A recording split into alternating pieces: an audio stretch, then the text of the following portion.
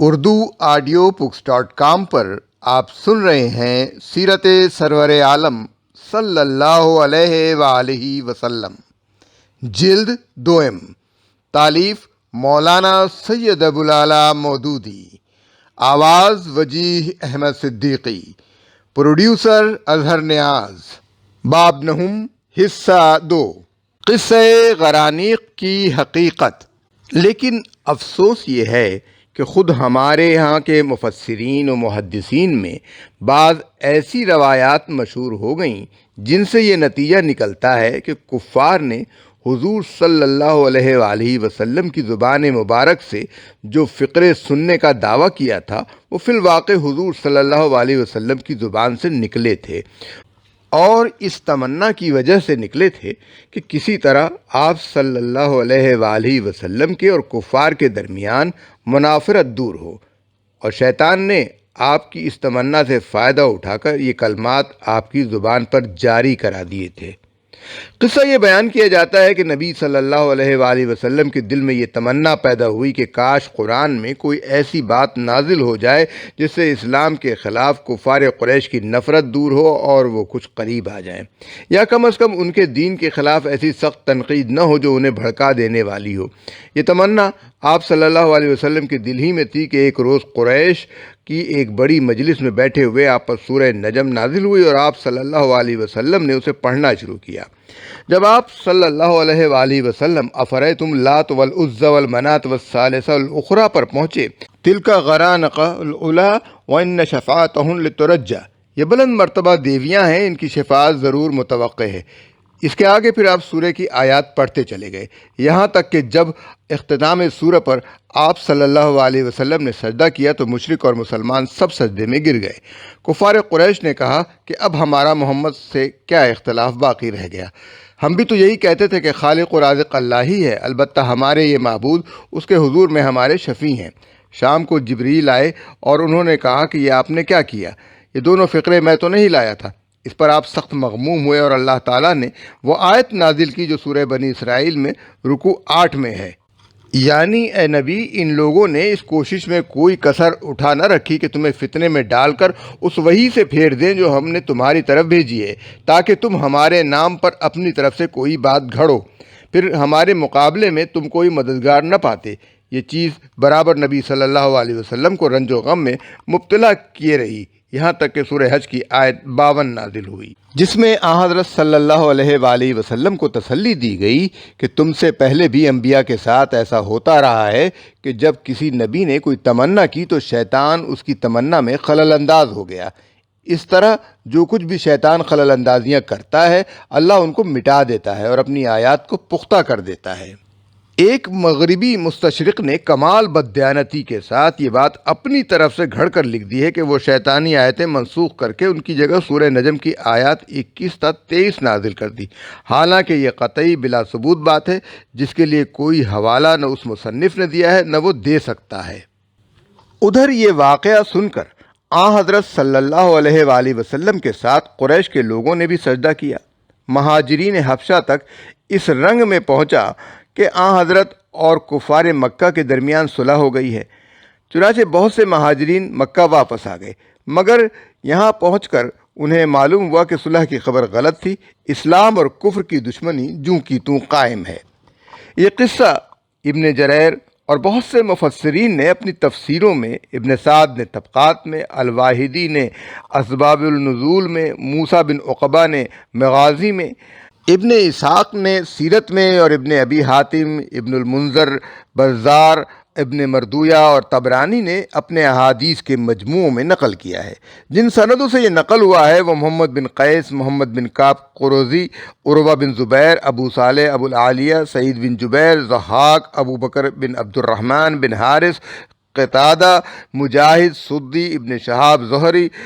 اور ابن عباس رضی اللہ تعالیٰ عنہ پر ختم ہوتی ہیں۔ ابن عباس کے علاوہ ان میں سے کوئی صحابی نہیں ہے۔ قصے کی تفصیلات میں چھوٹے چھوٹے اختلافات کو چھوڑ کر دو بہت بڑے اختلافات ہیں۔ ایک یہ کہ بتوں کی تعریف میں جو کلمات نبی صلی اللہ علیہ وآلہ وسلم کی طرف منسوب کیے گئے ہیں وہ قریب قریب ہر روایت میں دوسری روایت سے مختلف ہیں۔ ہم نے ان کا استقصاء کرنے کی کوشش کی تو 15 عبارتیں الگ الگ الفاظ میں پائیں۔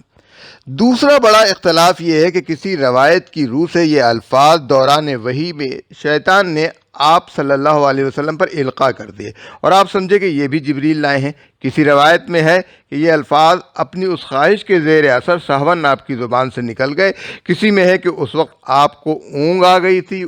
اور اس حالت میں یہ الفاظ نکلے،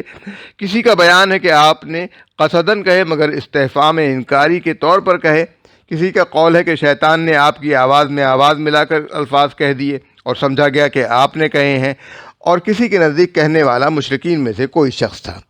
ابن کثیر، بہیقی، قاضی عیاض، ابن خزیمہ، قاضی ابو بکر ابن العربی، امام رازی، قرطبی، بدر الدین عینی، شوکانی، آلوسی وغیرہ حضرات اس قصے کو بالکل غلط قرار دیتے ہیں۔ ابن کثیر کہتے ہیں کہ جتنی سندوں سے یہ روایت ہوا ہے وہ سب مرسل اور منقطع ہیں، مجھے کسی متصل سند سے یہ نہیں ملا۔ بہیقی کہتے ہیں کہ از روئے نقل یہ قصہ ثابت نہیں ہے۔ ابن خزیمہ سے اس کے متعلق پوچھا گیا تو انہوں نے کہا کہ یہ زنادقہ کا گھڑا ہوا ہے۔ قاضی عیاض کہتے ہیں کہ اس کی کمزوری اسی سے ظاہر ہے کہ صحاح ستہ کے مؤلفین میں سے کسی نے بھی اس کو اپنے ہاں نقل نہیں کیا اور نہ یہ کسی صحیح متصل سے بے عیب سند کے ساتھ ثقہ راویوں سے منقول ہوا ہے۔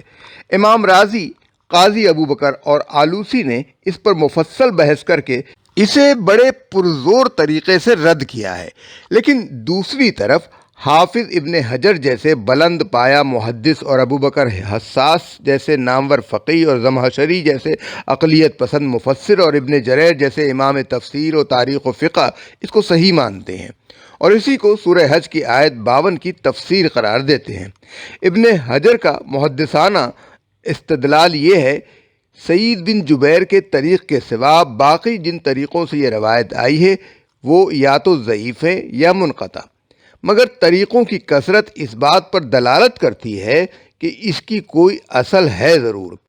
علاوہ بری یہ ایک طریقے سے متصلاً بسند صحیح بھی نقل ہوا ہے جسے بزار نے نکالا ہے۔ مراد ہے یوسف بن حماد عن امیہ بن خالد عن شعبہ عن ابی بشر عن سعید بن جبیر عن ابن عباس، اور دو طریقوں سے یہ اگرچہ مرسل ہے مگر اس کے راوی صحیحین کی شرط کے مطابق ہیں۔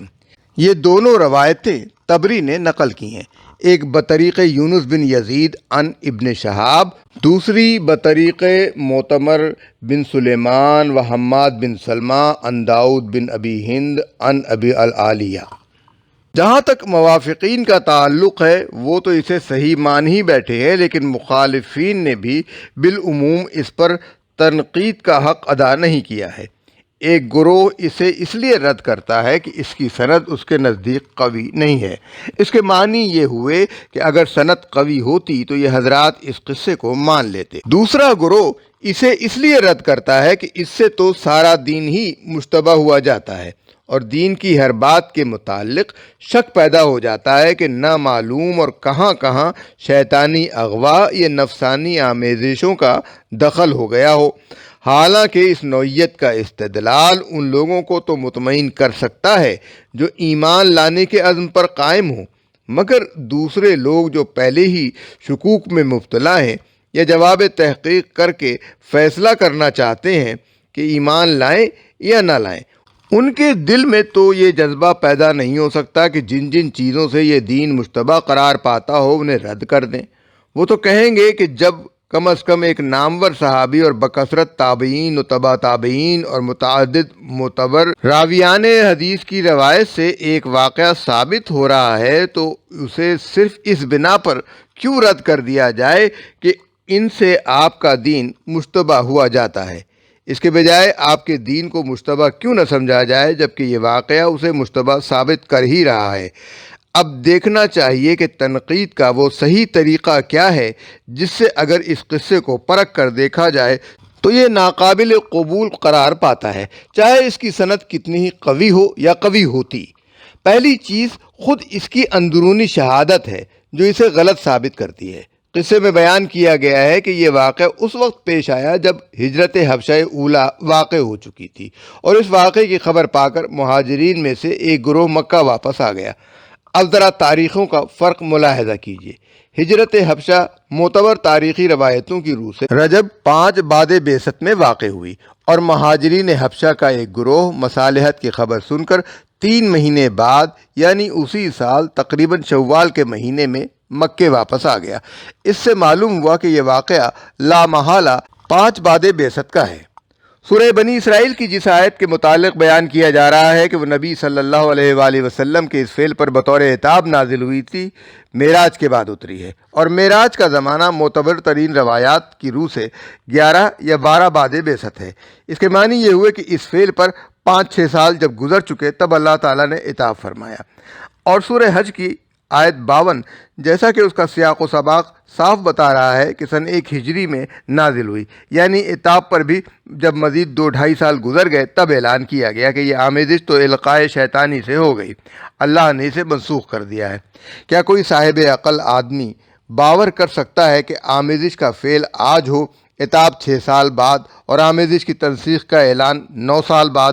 پھر اس قصے میں بیان کیا گیا ہے کہ یہ آمیزش سورہ نجم میں ہوئی تھی، اور اس طرح ہوئی کہ ابتدا سے آپ اصل سورہ کے الفاظ پڑھتے چلے آ رہے تھے۔ یکایک منات الثالثہ الاخری پر پہنچ کر آپ نے بطور خود یا شیطانی اغوا سے یہ فقرہ ملایا اور آگے پھر سورہ نجم کی اصل آیات پڑھتے چلے گئے۔ اس کے متعلق کہا جا رہا ہے کہ کفار مکہ اسے سن کر خوش ہو گئے، اور انہوں نے کہا کہ اب ہمارا اور محمد کا اختلاف ختم ہو گیا۔ مگر سورہ نجم کے سلسلہ کلام میں ذرا اس الحاقی فقرے کو شامل کر کے تو دیکھیے۔ پھر تم نے کچھ غور بھی کیا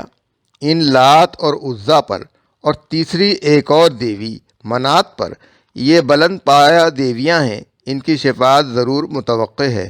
کیا تمہارے لیے تو ہوں بیٹے اور اس یعنی اللہ کے لیے ہوں بیٹیاں؟ یہ تو بڑی بے انصافی کی تقسیم ہے۔ دراصل یہ کچھ نہیں ہے مگر چند نام جو تم نے اور تمہارے باپ دادا نے رکھ لیے ہیں، اللہ نے ان کے لیے کوئی سند نازل نہیں کی۔ لوگ محض گمان اور من مانے خیالات کی پیروی کر رہے ہیں، حالانکہ ان کے رب کی طرف سے صحیح رہنمائی آ گئی ہے۔ دیکھیے اس عبارت میں خط کشیدہ فقرے نے کیسا صریح تضاد پیدا کر دیا ہے۔ خط کشیدہ فقرہ یہ ہے، یہ بلند پایہ دیویاں ہیں، ان کی شفاعت ضرور متوقع ہے۔ ایک سانس میں کہا جاتا ہے کہ واقعی تمہاری یہ دیویاں بلند مرتبہ رکھتی ہیں، ان کی شفاعت ضرور متوقع ہے۔ دوسرے ہی سانس میں پلٹ کر ان پر چوٹ کی جاتی ہے کہ بے وقوفو، یہ تم نے خدا کے لیے بیٹیاں کیسی تجویز کر رکھی ہیں؟ اچھی دھاندلی ہے کہ تمہیں ملیں تو بیٹے اور خدا کے حصے میں آئے بیٹیاں۔ یہ سب تمہاری من گھڑت ہے جسے خدا کی طرف سے کوئی سند اعتبار حاصل نہیں ہے۔ تھوڑی دیر کے لیے اس سوال کو جانے دیجئے کہ یہ صریح بے تکی باتیں کسی مرد عاقل کی زبان سے نکل بھی سکتی ہیں یا نہیں۔ مان لیجئے کہ شیطان نے غلبہ پا کر یہ الفاظ زبان سے نکلوا دیے تھے، مگر کیا قریش کا وہ سارا مجمع جو اسے سن رہا تھا بالکل ہی پاگل ہو گیا تھا کہ بعد کے فقروں میں ان تعریفی کلمات کی کھلی کھلی تردید سن کر بھی وہ یہی سمجھتا رہا کہ ہماری دیویوں کی واقعی تعریف کی گئی ہے؟ سورہ نجم کے آخر تک کا پورا مضمون اس ایک تعریفی فقرے کے بالکل خلاف ہے۔ کسی طرح باور کیا جا سکتا ہے کہ قریش کے لوگ اسے آخر تک سننے کے بعد یہ پکار اٹھے ہوں گے کہ چلو آج ہمارا اور محمد کا اختلاف ختم ہو گیا۔ یہ تو ہے اس قصے کی اندرونی شہادت جو اس کے سراسر لغو اور مہمل ہونے کی گواہی دے رہی ہے۔ اس کے بعد دوسری چیز دیکھنے کی یہ ہے کہ اس میں 3 آیتوں کی جو شان نزول بیان کی جا رہی ہے، آیا قرآن کی ترتیب بھی اس کو قبول کرتی ہے؟ قصے میں بیان کیا جا رہا ہے کہ آمیزش سورہ نجم میں کی گئی تھی جو 5 بعد بعثت میں نازل ہوئی۔ اس آمیزش پر سورہ بنی اسرائیل والی آیت میں عتاب فرمایا گیا، اور پھر اس کی تنسیخ اور واقعے کی توجیہ سورہ حج کی آیت میں کی گئی۔ اب لا محالہ 2 صورتوں میں سے کوئی ایک ہی صورت پیش آئی ہوگی، یا تو عتاب اور تنسیخ والی آیتیں بھی اسی زمانے میں نازل ہوئی ہوں جبکہ آمیزش کا واقعہ پیش آیا، یا پھر عتاب والی آیت سورہ بنی اسرائیل کے ساتھ اور تنسیخ والی آیت سورہ حج کے ساتھ نازل ہوئی ہو۔ اگر پہلی صورت ہے تو یہ کس قدر عجیب بات ہے کہ یہ دونوں آیتیں سورہ نجم ہی میں نہ شامل کی گئیں، بلکہ عتاب والی آیت کو 6 سال تک یوں ہی ڈالے رکھا گیا، اور سورہ بنی اسرائیل جب نازل ہوئی تب کہیں اس میں لا کر چپکا دیا گیا۔ پھر تنسیخ والی آیت مزید 2-2.5 برس تک پڑی رہی، اور سورہ حج کے نزول تک اسے کہیں نہ چسپاں کیا گیا۔ کیا قرآن کی ترتیب اسی طرح ہوئی ہے کہ ایک موقع کی نازل شدہ آیتیں الگ الگ بکھری پڑی رہتی تھیں اور برسوں بعد کسی کو کسی صورت میں اور کسی کو کسی دوسری صورت میں ٹانک دیا جاتا تھا؟ لیکن اگر دوسری صورت ہے کہ عتاب والی آیت واقعے کے 6 سال بعد اور تنسیخ والی آیت 8-9 سال بعد نازل ہوئی، تو علاوہ اس بے تکے پن کے جس کا ہم پہلے ذکر کرائے ہیں، یہ سوال پیدا ہوتا ہے کہ سورہ بنی اسرائیل اور سورہ حج میں ان کے نزول کا موقع کیا ہے؟ یہاں پہنچ کر نقد صحیح کا تیسرا قاعدہ ہمارے سامنے آتا ہے، یعنی یہ کہ کسی آیت کی جو تفسیر بیان کی جا رہی ہے اسے دیکھا جائے کہ آیا قرآن کا سیاق و سباق بھی اسے قبول کرتا ہے یا نہیں۔ سورہ بنی اسرائیل کا 8واں رکوع پڑھ کر دیکھیے اور اس سے پہلے اور بعد کے مضمون پر بھی نگاہ ڈال لیجئے۔ اس سلسلہ کلام میں آخر کیا موقع اس بات کا نظر آتا ہے کہ 6 سال پہلے کے ایک واقعے پر نبی صلی اللہ علیہ وسلم کو ڈانٹ بتائی جائے؟ قطع نظر اس سے کہ آیت میں نبی پر کوئی ڈانٹ ہے بھی یا نہیں، اور آیت کے الفاظ کفار کے فتنے میں نبی کے مبتلا ہو جانے کی تردید کر رہے ہیں یا تصدیق۔ اسی طرح سورہ حج پڑھ کر دیکھیے، آیت 52 سے پہلے کا مضمون پڑھیے اور بعد کا بھی دیکھیے۔ کیا کوئی معقول وجہ آپ کی سمجھ میں آتی ہے کہ اس سیاق و سباق میں یکایک یہ مضمون کیسے آ گیا کہ اے نبی، 9 سال پہلے قرآن میں آمیزش کر بیٹھنے کی جو حرکت تم سے ہو گئی تھی اس پر گھبراؤ نہیں، پہلے انبیاء سے بھی شیطان یہ حرکتیں کراتا رہا ہے، اور جب کبھی انبیاء اس طرح کا فعل کر جاتے ہیں تو اللہ اس کو منسوخ کر کے اپنی آیات کو پھر پختہ کر دیتا ہے۔ ہم اس سے پہلے بھی بارہا کہہ چکے ہیں اور یہاں پھر اس کا اعادہ کرتے ہیں کہ کوئی روایت خواہ اس کی سند آفتاب سے بھی زیادہ روشن ہو، ایسی صورت میں قابل قبول نہیں ہو سکتی جبکہ اس کا متن اس کے غلط ہونے کی کھلی کھلی شہادت دے رہا ہو، اور قرآن کے الفاظ، سیاق و سباق، ترتیب، ہر چیز اسے قبول کرنے سے انکار کر رہی ہو۔ یہ دلائل ایک مشکک اور بے لاگ محقق کو بھی مطمئن کر دیں گے کہ یہ قصہ قطعی غلط ہے۔ رہا مومن تو وہ اسے ہرگز نہیں مان سکتا، جبکہ وہ علانیہ یہ دیکھ رہا ہے کہ یہ روایت قرآن کی ایک نہیں 20 آیتوں سے ٹکراتی ہے۔ ایک مسلمان کے لیے یہ مان لینا بہت آسان ہے کہ خود اس روایت کے راویوں کو شیطان نے بہکا دیا، بنسبت اس کے کہ وہ یہ مان لے کہ رسول اللہ صلی اللہ علیہ وآلہ وسلم کبھی اپنی خواہش نفس سے قرآن میں ایک لفظ بھی ملا سکتے تھے، یا حضور صلی اللہ علیہ وآلہ وسلم کے دل میں کبھی ایک لمحے کے لیے بھی یہ خیال آ سکتا تھا کہ توحید کے ساتھ شرک کی کچھ آمیزش کر کے کفار کو راضی کیا جائے، یا آپ صلی اللہ علیہ وآلہ وسلم اللہ تعالیٰ کے فرامین کے بارے میں کبھی یہ آرزو کر سکتے تھے کہ کاش اللہ میاں ایسی کوئی بات نہ فرما بیٹھیں جس سے کفار ناراض ہو جائیں، یا یہ کہ آپ صلی اللہ علیہ وآلہ وسلم پر وہی کسی ایسے غیر محفوظ اور مشتبہ طریقے سے آتی تھی کہ جبرائیل علیہ السلام کے ساتھ شیطان بھی آپ پر کوئی لفظ القا کر جائے اور آپ اس غلط فہمی میں رہیں کہ یہ بھی جبرائیل ہی لائے ہیں۔ ان میں سے ایک ایک بات قرآن کی کھلی کھلی تصریحات کے خلاف ہے اور ان ثابت شدہ عقائد کے خلاف ہے جو ہم قرآن اور محمد صلی اللہ علیہ وآلہ وسلم کے بارے میں رکھتے ہیں۔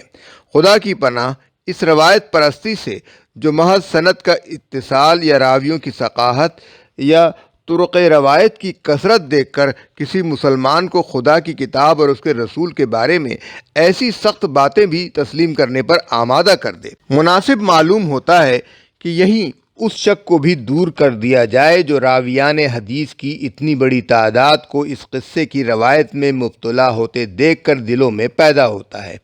ایک شخص سوال کر سکتا ہے کہ اگر اس قصے کی کوئی اصلیت ہی نہیں ہے تو نبی اور قرآن پر اتنا بڑا بہتان حدیث کے اتنے راویوں کے ذریعے سے، جن میں بعض بڑے نامور ثقہ بزرگ ہیں، اشاعت کیسے پا گیا؟ اس کا جواب یہ ہے کہ اس کے اسباب کا سراغ ہم کو خود حدیث ہی کے ذخیرے میں مل جاتا ہے۔ بخاری، مسلم، ابو داؤد، نسائی اور مسند احمد میں اصل واقعہ اس طرح آیا ہے کہ نبی صلی اللہ علیہ وآلہ وسلم نے سورہ نجم کی تلاوت فرمائی اور خاتمے پر جب آپ صلی اللہ علیہ وآلہ وسلم نے سجدہ کیا تو تمام حاضرین مسلم و مشرک سب سجدے میں گر گئے۔